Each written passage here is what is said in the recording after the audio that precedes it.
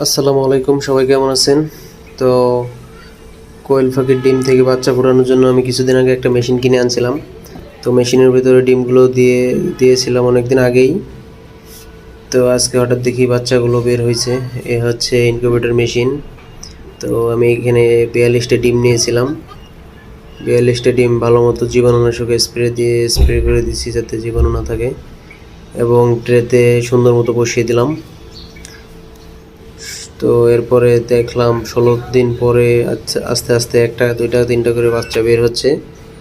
তো মূলত কোয়েল পাখির ডিম 17 দিন কি 18 দিনে ফোটে, কিন্তু অতিরিক্ত গরম এই কয়েকদিনে এই কারণে 16 দিনেই বাচ্চা বের হয়েছে। তো মাশাল্লাহ, বাচ্চাগুলো অনেক সুন্দর দেখতে। তো বাচ্চাগুলো যখন ফুটে বের হচ্ছিলো আমি ডিমের খোসাগুলো আলাদা বের করে দিচ্ছি, না হলে হয়তো এই ডিমের খোসাগুলো বাচ্চার ক্ষতি হতে পারে। তো আস্তে আস্তে সব ডিমগুলোই ফুটে বের হচ্ছিলো। পরের দিন সকালে দেখি যে মাশাল্লাহ বেশিরভাগ বাচ্চাই ফুটে বের হয়েছে।